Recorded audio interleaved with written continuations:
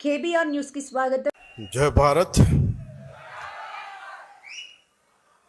తెలంగాణ నుంచి కర్ణాటక,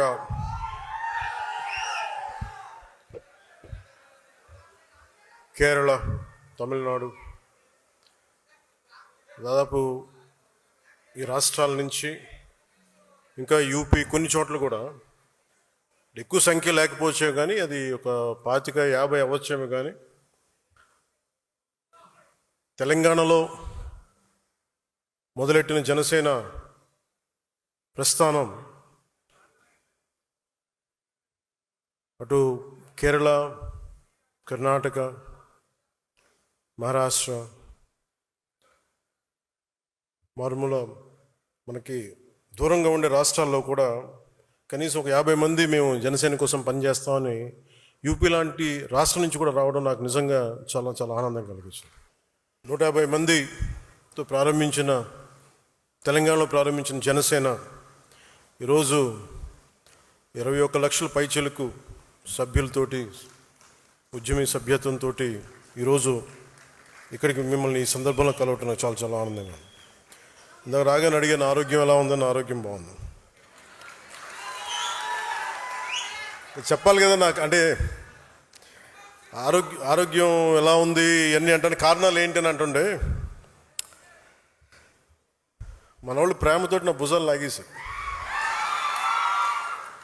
సో నాకు లాస్ట్ 2-3 ఇయర్స్లో ఏమైందంటే ఎలక్షన్ ముందు నుంచి కూడా 1 ఇయర్ ముందు నుంచి కూడా తిరగటం వల్ల ఒకటి కరోనా టైంలో నాకు ఈ కరోనా రావడం, ఒకటి ఈ లంగ్ ఇన్ఫెక్షన్ పోలేదు, అలా ఉండిపోయింది, అదొకటి. తర్వాత ఈ దుమ్ము ధూళిలో తిరగటం వల్ల అది లోపల ఒక ఈ సైనస్ ప్రాంతాల్లో చాలా కరుడుగా హార్డ్ అయిపోయింది, ఆ డస్ట్ బాల్ అయిపోయింది. అందుకని ఇక్కడ వాచిపోయేది, నాకు అర్థమైంది కదా చాలా కాలం. ఆ తర్వాత ఇంకా ఒక రోజు సడన్గా ఈ ఎడ్జ్ మన ఏమంటుందని ఎక్స్టెండెడ్ విషన్ కనిపించలేదు ఒకరోజు. సో అందుకని అన్ని ప్రోగ్రామ్స్ మన అంజబాబు గారి భీమవరంలో ప్రోగ్రామ్ ఉన్నా కానీ క్యాన్సిల్ చేసి హైదరాబాద్ తిరిగి రావడానికి దాదాపు 1 నెల పట్టింది రావడానికి. అలాగే మిగతా వచ్చాం కదా అని చెప్పి ఏంటంటే ఇబ్బందులు ఉన్నాయి అన్నీ చేయించుకుంటే ఈ 2 భుజాల మధ్య కూడా టేర్ వచ్చేసింది. వాళ్ళు అడిగారు ఎట్లా, క్యాల్సిఫికేషన్ కూడా వచ్చేసింది 2 భుజాల్లో ఎట్లా వచ్చింది అని అడిగితే ఏం లేదు, నన్ను మా వాళ్ళు ప్రేమతో లాగేశారు అన్న అని చెప్పి, ఒకళ్ళు ఇట్లా ఆగుతారు అట్లా ఆగుతారు. అంటే అంతకుమించి నాకు వేరే కారణాలు కనిపించలే. ఎందుకంటే ఒకసారి మధ్యలోకి వెళ్తున్నప్పుడు షేక్ హ్యాండ్ ఇస్తే వదలరు కదా, ఆ లాగటంలో ఎంత బలంగా గుంజుతారంటే కండ తెగిపోయేంత. కాదు, మీరు ప్రేమగా కండ తెగ్గొట్టిన పర్లేదు, ప్రేమతో తీసుకుంటాను, ఎందుకంటే హీలింగ్ కూడా మీరే చేస్తారు కాబట్టి. సో ఫర్దర్గా అన్నీ బాగానే ఉన్నాయి. కానీ అలాగే చాలా సందర్భాల్లో కొంచెం వేరంటేరు ఉంటుంది కదా, ఇన్ని జీవితంతో బతికిన తర్వాత స్పైనల్ ఇష్యూస్ ఉన్నాయి, కంప్రెషన్స్ ఉన్నాయి, ఒక 10-11 కంప్రెషన్స్ ఉన్నాయి, డిస్కంప్రెషన్స్. కాకపోతే నాకున్న బేసిక్గా నాకు కొంచెం ఈ స్పోర్ట్ ట్రైనింగ్ ఉండడం వల్ల నాకు బాడీ తట్టుకోగలదు.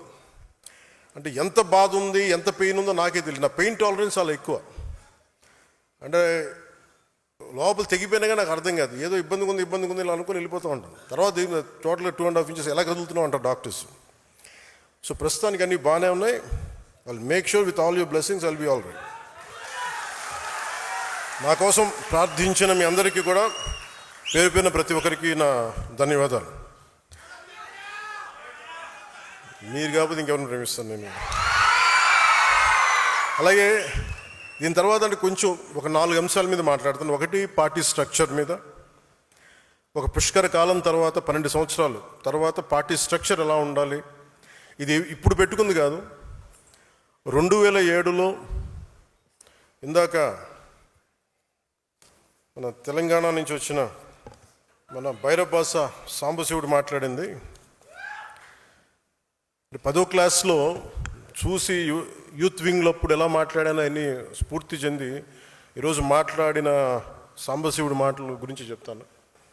2008లో అప్పుడే రాజకీయ ప్రస్థానంలో చాలా స్పష్టతతోటి ఎలా నడపాలి యూత్ వింగ్ అని చెప్పి ఒక స్ట్రక్చర్ పెట్టుకున్నాం, ఎలా ముందుకు తీసుకెళ్ళాలి ఆ రోజున. ఆ స్ట్రక్చర్ని ఒక 12 సంవత్సరాల తర్వాత దాన్ని రియలైజ్ చేయగలిగే అవకాశం నాకు వచ్చింది. సో ఇది అన్ని పార్టీలకి ఎంత ఉంటుందో నాకు తెలియదు, కానీ జనసేన, అందుకే నేను 12 సంవత్సరాలు ఎప్పుడు లూజ్గా వదిలేసాను స్ట్రక్చర్. కాంక్రీట్గా ఫిక్స్డ్గా ఎప్పుడు ప్రయత్నం చేయలేదు. ఎందుకంటే ముందు నలగాలి మనుషులు అనుకున్నాను. మన సిద్ధాంతాన్ని నమ్మిన వాళ్ళు మనతో పాటు ప్రయాణం చేద్దాం అనుకుని నమ్మాలి, వీళ్ళ కోసం నేను ఉండాలనుకున్నాను. ఒక 12 సంవత్సరాల తర్వాత అసలు మిమ్మల్ని జీవితకాలం మేము వదలమని చెప్పిన వాళ్ళందరూ పారిపోయారు, వదిలేసి వెళ్ళిపోయారు. ఎవరు నన్ను వదలలేదంటే నా జన సైనికులు, మా వీర మహిళలు వదలలేదు. సో మిమ్మల్ని సెంట్రైజ్ చేసే ఈ స్ట్రక్చర్ ఉంది. ఆ స్ట్రక్చర్ గురించి వివరిస్తాను. మూడవది, మీరు బాధ్యతలు వహించబోతున్నారు కాబట్టి మీకు ఐడియాలజీ 7 సిద్ధాంతాలని కొంచెం భారం అవ్వచ్చు వినడానికి. కొంచెం ఓపికగా ఉంటే భవిష్యత్తులో మీరు దీన్ని ముందుకు తీసుకెళ్ళడానికి అవకాశం ఉంటుంది. దాని మీద ఐడియాలజీ గురించి మాట్లాడతాను.